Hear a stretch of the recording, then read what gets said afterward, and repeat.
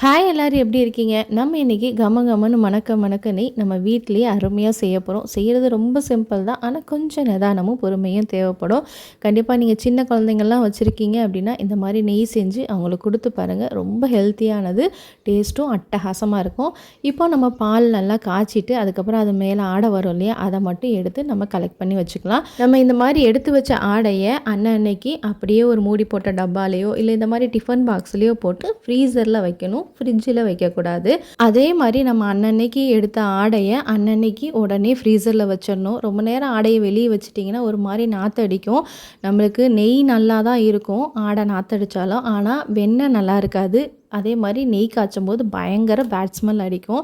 இப்போ நான் இது பார்த்திங்கன்னா மொத்தமாக 15 நாள் எடுத்து வச்ச ஆடை. எங்கள் அம்மா எப்பயுமே சொல்கிறது, காலையில் சீக்கிரமாக வெண்ணெய் எடுத்திங்கன்னா நிறைய வெண்ணெய் வரும் அப்படின்னு சொல்லிட்டு, அதனால் நான் எப்பயுமே வெண்ணெய் எடுக்கணுன்னா ஒரு காலையில் 6-7 மணிக்கெலாம் எடுக்க ஆரம்பிச்சிடுவேன். அதனால் என்ன பண்ணணுன்னா முதல் நாள் ஈவினிங் ஒரு 7-8 மணிக்கெலாம் இந்த டப்பாவை எடுத்து ரூம் டெம்பரேச்சருக்கு வச்சுருவேன். ஸோ ஒரு 10லேருந்து 12 மணி நேரம் நல்லா ரூம் டெம்பரேச்சருக்கு வந்துச்சுன்னா உள்ளே ஃபுல்லாக ஐஸ் எல்லாம் நம்ம நார்மல் ரூம் டெம்பரேச்சருக்கு ஆடை வந்ததுக்கப்புறம் தான் நம்ம வெண்ணெய் எடுக்கணும். அப்போ தான் நிறைய வெண்ணெய் வரும்.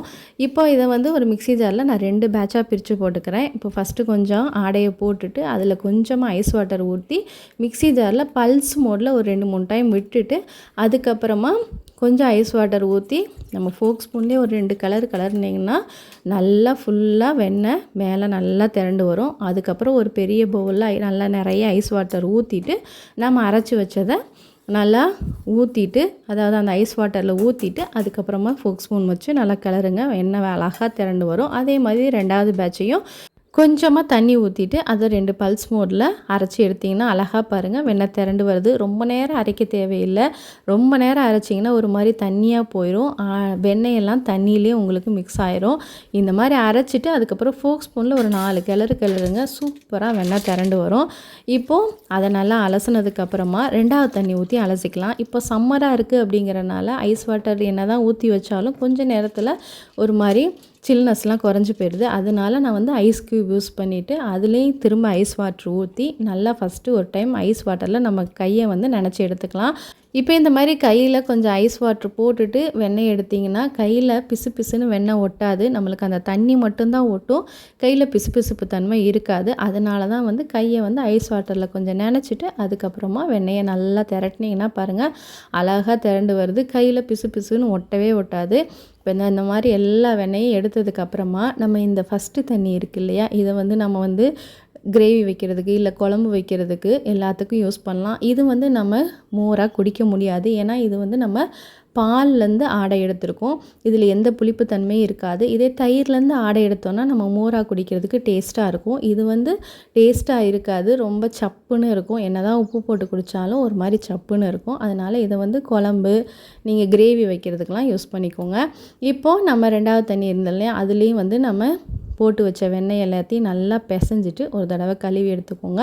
இந்த 2வது தண்ணி அவ்வளோவா நான் யூஸ் பண்ணுறதில்ல. எடுத்து கீழே தான் ஊற்றிடுவேன். ஏன்னா இது ரொம்ப லைட்டாக ரொம்ப மைல்டாக இருக்கும். அதனால் இந்த தண்ணியை நான் யூஸ் பண்ணுறதில்ல. இதுவே தான் நீங்கள் செடிகளுக்கு யூஸ் பண்ணிக்கலாம். நீங்கள் நல்லா நிறையா செடியெலாம் வளர்த்துறீங்கன்னா இது ஊற்றுனீங்கன்னா சூப்பராக அருமையாக வளரும்.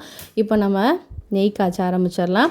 இப்போ ஒரு சட்டி நல்லா அகலமான பாத்திரமாக எடுத்துக்கோங்க. அதில் நம்ம எடுத்து வச்சுருக்க வெண்ணெயை போட்டுட்டு லோ ஃப்ளேம்லேயே குக் பண்ணுங்கள். ஒரு 10 நிமிஷத்தில் அருமையாக நெய் ஆயிடும். நம்ம ஹை ஃப்ளேமில் வச்சோன்னா தான் அடியில் நிறைய பிடிக்க ஆரம்பிக்கும். லோ ஃப்ளேமில் வச்சுட்டு அப்பப்போ இந்த மாதிரி கிளறி விட்டுக்கிட்டே இருங்க.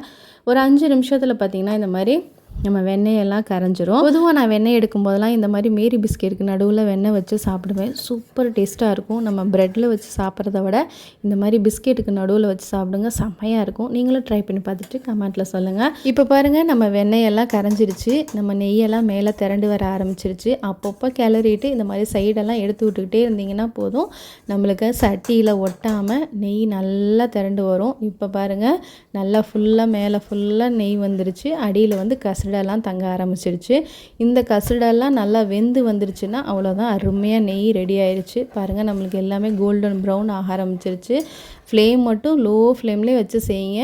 நான் சட்டி அடி பிடிக்கவே பிடிக்காது. பாருங்கள் இப்போ நல்லா நெய் ஃபுல்லாக வெந்துருச்சு. அடியில் பார்த்திங்கன்னா கசடெல்லாம் கருப்பாக ஆரம்பிச்சிச்சு. இப்போ ஸ்டவ் ஆஃப் பண்ணிவிட்டு ஃப்ளேவருக்காக நான் கொஞ்சம் கருவேப்பிலையும் கொஞ்சம் முருங்கை இலையும் போடுறேன். இது நல்ல டேஸ்ட்டை கொடுக்கும். அவ்வளோதான். கொஞ்சமாக இதோட உப்பு சேர்த்துக்கோங்க. நான் உப்பு சேர்த்துறத மட்டும் வீடியோ எடுக்க மறந்துட்டேன்.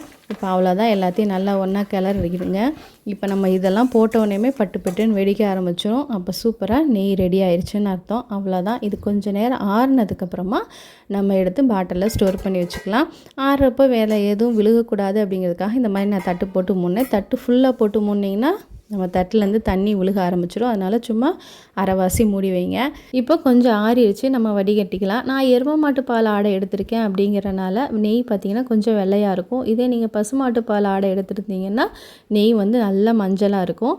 இப்போது அவ்வளோதான், எல்லாத்தையும் வடிகட்டியாச்சு. நம்ம சட்டியும் பாருங்கள் அடியிலலாம் பிடிக்கல. இதுக்கும் நான் இது வந்து ஸ்டீல் பாத்திரத்தை யூஸ் பண்ணி தான் இன்றைக்கி நெய் காய்ச்சினேன். அப்பப்போ கிளறிட்டு கொஞ்சம் லோ ஃப்ளேம்லேயே வச்சு குக் பண்ணிங்கன்னா நெய் அருமையாக ரெடி ஆயிரும். இப்போ பாருங்கள், நல்லா நெய் ஆறுனதுக்கப்புறம் காமிக்கிறேன். இது வந்து ரொம்ப கெட்டியாகலாம் ஆகாது. இந்த மாதிரி தண்ணி மாதிரி அங்கங்கே கொஞ்சம் மணல் மணலாக இருக்கும்.